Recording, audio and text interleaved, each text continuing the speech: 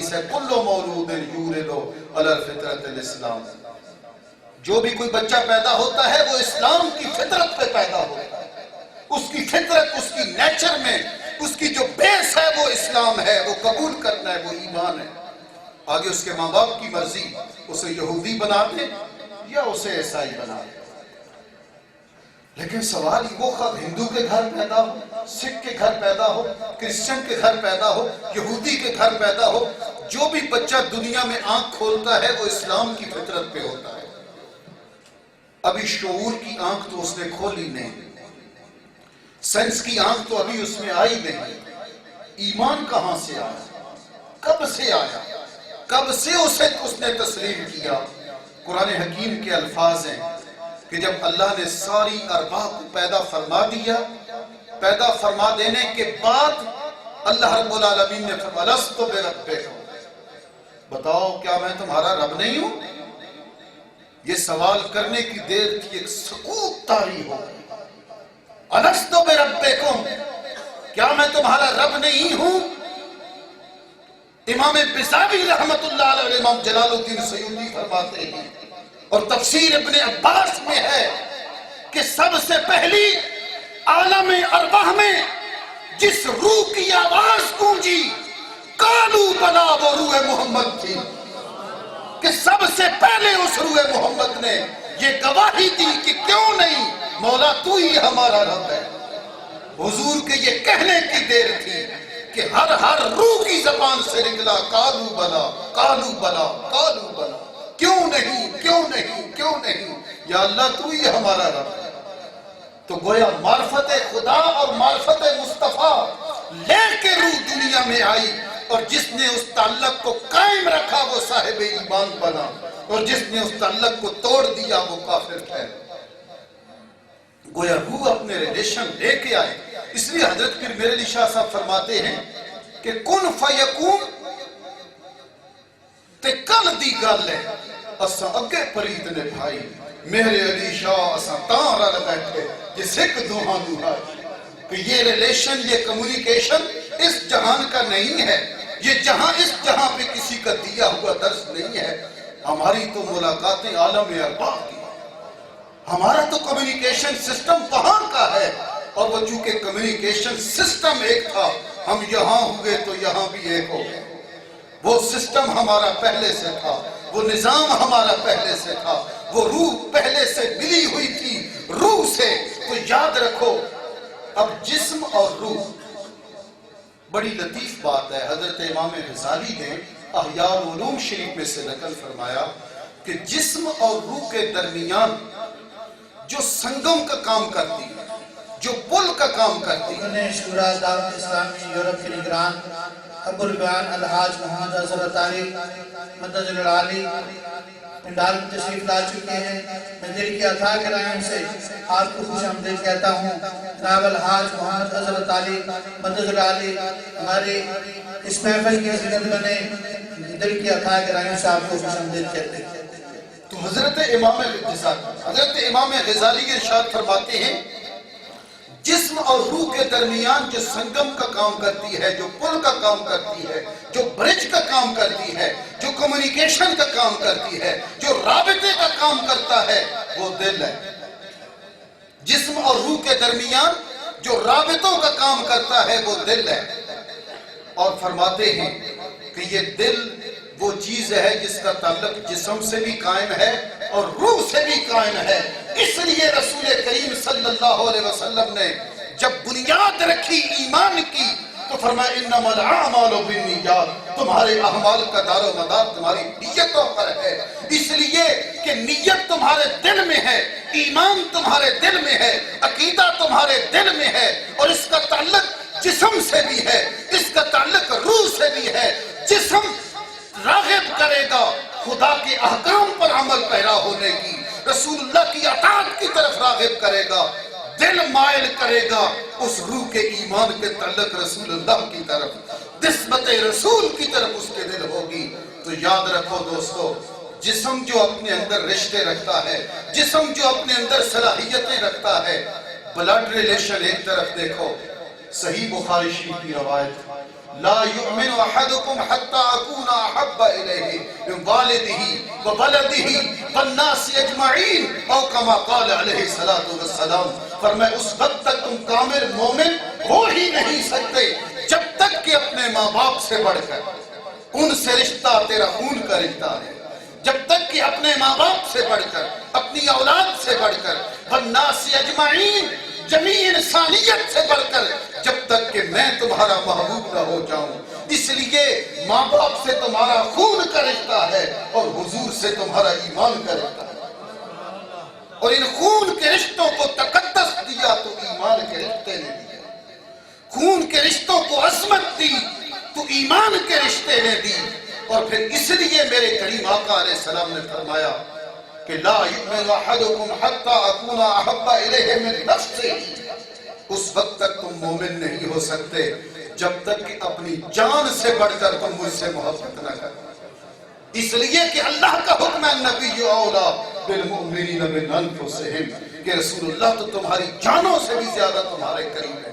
اولا بمانا اقرب ہے کہ قربت اتنی رکھتے ہیں، اتنی تمہارے جسم میں جان نزدیک نہیں ہے جتنے حضور نزدیک ہے، جتنا تعلق حضور صلی اللہ علیہ وسلم کی ذات کے ساتھ آپ کا. اس میں آپ صحابہ اکرام رضوان اللہ تعالی اجمعین کی ذات مبارکہ کو، ان کی سیرت مبارکہ کے پہلو دیکھیں، واقعات دیکھیں. آقا علیہ السلام کے بعد سلف الصالحین کے اقوال اور ان کی تعلیمات دیکھیں. حضرت سیدنا ابی ہریرہ رضی اللہ تعالی عنہ ماں نے لات و عزا کی قسم کھا لی، اب نہ کچھ کھاؤں گی نہ کچھ پیوں گی، اور دھوپ پہ بیٹھوں گی، سائے پہ نہیں بیٹھوں گی جب تک کہ اے ابی ہریرہ تم واپس اپنے پتھر پر نہیں آ جاتے، جب تم واپس پلٹ نہیں چھوڑتے دین اسلام کو، جب تک چھوڑو گے نہیں میں یہ بھوک ہڑتال چھوڑوں گی نہیں. تو حضرت ابی ہریرہ حضور صلی اللہ علیہ وسلم کی خدمت میں حاضر عرض کرتے ہیں یا رسول اللہ یہ حال ہو گیا. حضور نے فرمایا صبر کر. 3 دن گزر گئے، 5 دن گزر گئے، اب ماں اتنی نڈھال ہو چکی، غشی کے دورے پڑنا شروع ہو گئے، بھوک اور پیاس کی شدت کی وجہ سے قریب تھا کہ ان کی جان لبے لباں پہ ہوتی. تو حضور صلی اللہ علیہ وسلم کی خدمت میں حاضر ہوئے. ہر شخص کہہ رہا ہے ابی ہریرہ اب تو ماں کی جان کا سوال ہے، اب تو ماں کی جان بخشی کے لیے، جان کو بچانے کے لیے اب تو آ جائے اس کی طرف، اس کی بات کو مان لے. حضرت ابی ہریرہ کا ایک ہی سوال ہے کہ یہ سودا ماں کا تم کر رہے ہو ایمان کے بدلے میں. اگر ایک طرف ایمان ہو ایک طرف ماں ہو، ہزارے ماں قربان کرتا ہوں ایمان کے بدلے. ایمان سلامت. فرمایا یہ نہیں ہوگا. یہی کیفیت حضور صلی اللہ علیہ وسلم کی خدمت میں عرض کرتے ہیں. میرے قریب آقا کے مبارک ید اللہ کے ہاتھ بلند ہوئے اور حضور صلی اللہ علیہ وسلم اللہ کی بارگاہ میں عرض کرتے ہیں یا رب العالمین ابی ہریرہ کی ماں کو ہدایت کاملہ عطا فرما. اور حضور آقا علیہ السلام مسکرائے اور فرمایا ابی ہریرہ مبارک ہو، اللہ نے تیری ماں کو ہدایت عطا کر دی ہے. حضرت ابی ہریرہ ابھی گھر گئے تو گھر صحن کے آنگن میں کیا دیکھتے ہیں کہ ماں بآوازِ بلند پڑھ رہی ہے لا الہ الا اللہ محمد رسول اللہ. ایسی مثالیں تاریخ میں اصحاب رسول کی سیرت مبارکہ میں ہزاروں نہیں لاکھوں ملیں گی. خون کے رشتے ایک طرف، ایمان کا رشتہ ایک طرف. ایمان کا رشتہ پھر بھی مقدس ہے. وجہ یہ ہے کہ خون کے رشتوں کو عظمت دی ہے تو ایمان کے رشتوں نے. اور پھر جسم ثقیف ہے روح لطیف ہے. جسم ثقیف ہے روح لطیف ہے. جسم کو ایک جگہ سے دوسری جگہ جانے کے لیے یہ محتاج ہے گاڑی کا، یہ محتاج ہے سواری کا، یہ محتاج ہے اپنے پاؤں کا کہ اسے خود سے یہ نہیں بلکہ اس کے کسی ذریعے سے جائے گی. روح لطیف ہے. روح کو چلنے کے لیے ایک جگہ سے دوسری جگہ پہنچنے کے لیے روح کو کمیونیکیشن کی اس ضرورت نہیں ہے.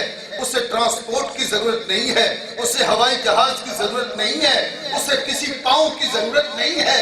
روح کو ایک جگہ سے دوسری جگہ جانے کے لیے اس انرجی کی ضرورت نہیں ہے، اسے ایمان کی ضرورت ہے۔ اور ایمان کا منبع در رسول ہے کہ جتنا روح کا تعلق حضور کی ذات سے وابستہ ہوتا ہے، روح اتنی قوی اور مضبوط ہوتی ہے۔ وہ روح یہاں کیا وہاں کیا، وہ روح پل جھپکنے سے پہلے وہ رسول اللہ کی دہلیز پہ حاضر ہوتی ہے، اور وہ روح اس کو توانائیاں اتنی ملتی ہیں، چہلائیاں اتنی ملتی ہیں کہ وہ بظاہر تو خاکی جسم کے ساتھ ہوتی ہے، لیکن یہی جسم کا خاکی پتلا اسے طائر لاہوت بنا دیتا ہے، طاہر ملکوت بنا دیتا ہے، طائر جبروت بنا دیتا ہے۔ وہ بیٹھا فرش پہ ہوتا ہے، باتیں عرش کی کرتا ہے، وہ بیٹھا فرش پہ ہوتا ہے، وہ باتیں عرش کی کر رہا ہوتا ہے۔ یہ روح کا روح سے تعلق ہے۔ حضور آقا کریم علیہ السلام شعب الایمان شریف کی یہ حدیث مبارکہ ہے کہ نبی علیہ السلام نے ایک دن آپ نے حسرت کے ساتھ آپ نے مشرق کی طرف دیکھا، اور حضور آقا علیہ السلام نے فرمایا، اے میرے صحابہ، مجھے پیار ہے ان سے۔ یا رسول اللہ کن سے؟ فرمایا وہ جو تمہارے بعد آئیں گے، وہ جو تمہارے بعد آئیں گے۔ آقا کون؟ فرمایا میری بعد میں آنے والی امت۔ آقا اتنا پیار ہے ان سے؟ فرمایا ہاں، تم تو جب چاہتے ہو دل میں دیدار کی طلب ہوتی ہے، جب چاہتے ہو میری خدمت میں آتے ہو اور شراب محبت سے یہ جام بھر لیتے ہو، اپنی آنکھوں کی پیاس بجھا لیتے ہو۔ فرمایا ان کی ایمان کی کیفیت یہ ہوگی کہ وہ کہیں گے اولاد جاتی ہے تو جائے، مال جاتا ہے تو جائے، یہاں تک کہ جان جاتی ہے تو جائے، پر کہیں حضور کا دیدار نصیب ہو جائے، پر کہیں حضور کا دیدار نصیب ہو جائے۔ فرمایا اس لیے کہ وہ بنا دیکھے مجھ پہ ایمان لائیں گے، بنا دیکھے میرے نام کے متوالے ہوں گے، بنا دیکھے میرا نام سن کر ان کے قلب و ذہن میں سرور آئے گا۔ تو اس لیے فرمایا مجھے پیار ہے ان سے۔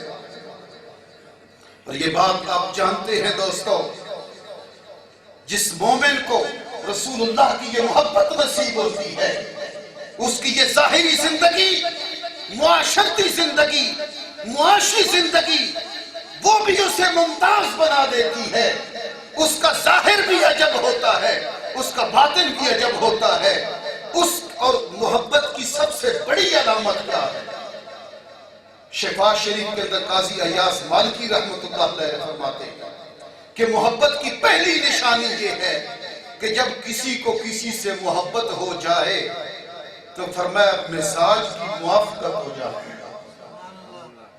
مزاج کی موافقت ہو جاتی ہے کہ اس کے مزاج محب کے مزاج محبوب کے مزاج سے مماثلت رکھتے ہیں، مزاج کی موافقت ہو جاتی ہے، کلام کی موافقت ہو جاتی ہے، ایون کہ اس پہ اپنے محبوب کا رنگ اتنا چڑھ جاتا ہے کہ پھر اس کا بولنا محبوب کے بولنے کی طرح ہو جاتا ہے، اس کا بیٹھنا محبوب کے بیٹھنے کی طرح ہو جاتا ہے، اور اس کا باتیں کرنا محبوب کی طرح باتیں کرنا ہو جاتا ہے، اس کا کردار اپنے محبوب سے مماثل ہو جاتا ہے، اس کی گفتار اپنے محبوب سے ملتی ہے۔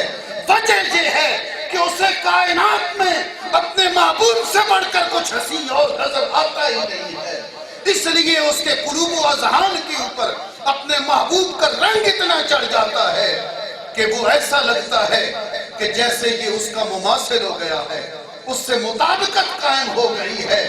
جس طرح کسی نے میں رانجھا رانجھا کر دی کہ میں آپ پہ رانجھا ہوئی۔ حضور صلی اللہ علیہ وسلم کی محبت کا کمال یہ ہے کہ جب مومن کے سینے میں آتی ہے تو یاد رکھو دوستو، اس کا ظاہر کیا، اس کا باطن بھی نور محمدی سے نسبت قائم رکھتا ہے۔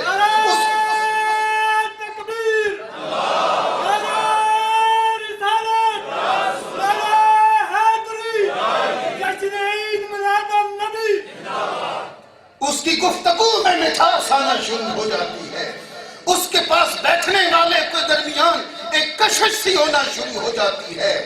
اس کے تنہائیاں بھی تبدیل ہوتی ہیں، اس کی محفلیں بھی بدل جاتی ہیں، اس کا مزاج رسول سے آشنا ہو جاتا ہے اور وہ صدق و اخلاص کا پیکر بن جاتا ہے۔ یہی سب سے بڑی خوبی ہے۔ یاد رکھو حضرت امام محمد رحمہ اللہ، حضرت امام محمد رحمہ اللہ، یہ حضرت امام ابو حنیفہ رحمۃ اللہ علیہ کے ان صاحبین میں سے ہیں کہ جو آپ کے دو شاگرد تلمیذ جن کی وجہ سے فقہ حنفیہ کو ترویج ملی، اور آج دنیا میں کروڑوں مسلمان حضرت امام اعظم کی فقاہت کی تقلید کرتے ہیں، وہ حضرت امام محمد کوفہ کے بازار سے آ رہے ہیں۔ ایک مجوسی کھڑا ہے، وہ آپ کو ٹک ٹکی باندھ کے دیکھ رہا ہے، سر سے لے کر پاؤں تک دیکھتا ہے۔ آپ ایک کونے سے آ رہے اس وقت سے ٹک ٹکی باندھ کے دیکھ رہا ہے، یہاں تک کہ جب حضرت امام محمد اس مجوسی کے قریب آئے تو وہ مجوسی آپ کے قدموں میں گر گیا اور پڑھتا ہے لا الہ الا اللہ محمد رسول اللہ۔ بازار مجوسیوں کا ہے، اس سے پوچھا جاتا ہے بھرے بازار میں، ارے تجھے کیا ہوا؟ تو دانشور بھی ہے، تجھے عقل بھی ہے، تجھے تیرے پاس بصیرت بھی ہے، اس نے تو تیری طرف دیکھا بھی نہیں ہے، زبان سے کچھ کہا بھی نہیں ہے کہ تبلیغ کی ہو، زبان سے کچھ کہا ہو، جب نظروں سے نظر ملائی ہو، ایسا بھی کچھ نہیں ہوا، تو پھر تجھے کیا ہوا کہ تو نے اپنا دین چھوڑ دیا، دین محمدی کو تو نے قبول کر لیا۔ فرمایا سنو، بات یہ ہے کہ اس امام محمد کو میں نے دور سے آتے دیکھا، اس کی چال ڈھال کو نوٹ کیا، اس کی آنکھوں کا حیا نوٹ کیا، اس کی پیشانی کا نور نوٹ کیا، اس کے دل کا سرور نوٹ کیا، تو میں دل و دماغ سے یہ بات ماننے پہ مجبور ہو گیا کہ اگر چھوٹے محمد کا یہ حال ہے تو بڑے محمد کے حسن کی رانائیاں کیا ہوگا، اس بڑے محمد کا کمال کیا ہوگا، اس بڑے محمد کا حال کیا ہوگا۔ وہ جب مدینے کے بازاروں میں جاتا ہوگا تو کس وقار سے جاتا ہوگا، اس کی پرسنالٹی کتنی شاندار ہوگی، اس کی آنکھوں کا حیا کتنا ہوگا، اس کے چلنے کا انداز کتنا حسین ہوگا۔ تو جو ظاہر و باطن سے اتنا حسین ہے، جس کا غلام اتنا حسین ہے، اس کے آقا کا حال کیا ہوگا۔ تو یاد رکھو دوستو، رسول اللہ سے محبت کرنے والا اس زمانے کا عام سے عام فرد بھی ہو تو وہ پہچانا جاتا ہے۔ اور میں آپ کو سلام پیش کرتا ہوں آپ کی اس پہچان پر کہ آپ رسول اللہ صلی اللہ علیہ وسلم کا نام اور ذکر کرنے میں فخر سمجھتے ہیں، عزت سمجھتے ہیں۔ کاش کہ اس وطن عزیز پاکستان کے سارے ادارے جس دن ایسے ہو گئے، یاد رکھو اس دن یہ پاکستان ناقابل تسخیر فیس آف اسلام ہوگا، اسلام کا یہ وہ چہرہ بن جائے گا دنیا میں جس کا کوئی مقابلہ نہیں کر پائے گا۔ میرے رب سے دعا ہے اللہ پاک اس وطن عزیز پاکستان کو ایسے غشور قائدین، ایسے غشور کارکنان، ایسا سٹاف، ایسے لوگ مہیا کرے جنہیں حضور کا نام لیتے ہوئے فخر سمجھے، نبی پاک کا ذکر کرتے ہوئے اپنی عزت سمجھے، رسول اللہ کی سنت مطہرہ کو اپنانے میں اپنی رسپیکٹ سمجھیں، اپنا اعزاز یہ سمجھیں۔ اس لیے اقبال نے کہا تھا اپنی ملت پہ قیاس اقوام مغرب سے نہ کر، اپنی ملت پہ قیاس اقوام مغرب سے نہ کر، خاص ہے ترکیب میں قوم رسول ہاشم۔ اور پھر آخر میں جب آپ واپس آتے ہیں لوگ سوال کرتے ہیں اقبال تم ڈکٹیٹر، تم پی ایچ ڈی کرنے گئے تھے اور آئے، جس طرح ایک صوفی فقیر صرف تھے تیرے مزاج میں کوئی تبدیلی نہیں آئی۔ آج ہم لوگ بھی یورپ جاتے ہیں، ہمارے نوجوان 3 دن وہاں گزار کے آئیں تو تیور ہی بدلے ہوتے ہیں، شعر ہی بدلی ہوتی ہے، فیس ہی بدلا ہوتا ہے، وضاقتہ ہی بدلی ہوتی ہے۔ وہ مرد مومن وہاں گیا تو اس کی وہاں بھی نماز تہجد قضا نہیں ہوئی، وہ اعلان کرتا ہے، بانگے توحل کہتا ہے کہ لندن میں بھی نہ چھوٹے مجھ سے آداب سحر کا۔ اور پھر جب پوچھا گیا وجہ کیا ہے تو اقبال جو پیغام دیتا ہے وہ یہ ہے، اور فرماتے ہیں کہ اقبال نے پیغام کیا دیا، آپ فرماتے ہیں کہ خیرہ نہ کر سکا مجھے جلوے دانش فرنگ. وجہ کیا ہے؟ آج تو ہر کوئی ان کے رنگ میں رنگ جاتا ہے. یہ پوچھیں کہ بلا حضرت بیٹھے ہیں جو یورپ کے مبلغ ہیں کہ وہاں کس طرح کے مسلمان جنریشن کو کس طرح کے چیلنجز کا سامنا ہے، کس طرح کے انہوں نے پرفتن ماحول وہاں پہ دیکھے. تو وہ کہتے ہیں خیرہ نہ کر سکا مجھے جلوے دانش فرنگ، سرما ہے میری آنکھ کا خاک مدینہ و نجف. جب حضور کی گلیوں کی خاک مبارکہ آنکھوں کا سرما بن جائے، حضور سے ایمان کا اور روح کا، دل کا، دماغ کا تعلق جب مضبوط ہو جاتا ہے تو پھر دنیا کا کوئی فتنہ اس بندے کے اثر انداز نہیں ہو سکتا. آج ضرورت ہے اس عمل کی کہ ہم حضور صلی اللہ علیہ وسلم کی ذات مبارکہ کے ساتھ اپنے ایمان کے اس رشتے کو مضبوط سے مضبوط تر بنائیں، اپنی روح کو روح محمدی صلی اللہ علیہ وسلم سے اس مبارک نسبت کو جو وجہ نسبت درمیان میں ایمان ہے، اپنے اس ایمان کی حفاظت کریں. تو پھر دوستو بعید نہیں کہ روح محمدی کی وہ لطافتیں ہماری روح پہ پڑھنا شروع ہو جائیں، وہ نظر رحمت ہم پہ پڑھنا شروع ہو جائے. اللہ پاک میری اور آپ سب کی حاضری کو اپنے حریم ناز میں شرف قبولیت عطا فرمائے. اور میں شکریہ ادا کرتا ہوں آپ تمام احباب گرامی کا کہ جنہوں نے اس مبارک محفل میں مجھے بھی شریک بزم بنا کے رحمتوں اور برکتوں کے سمیٹنے کے لیے حصے دار بنایا. وما علینا الا البلاغ المبین.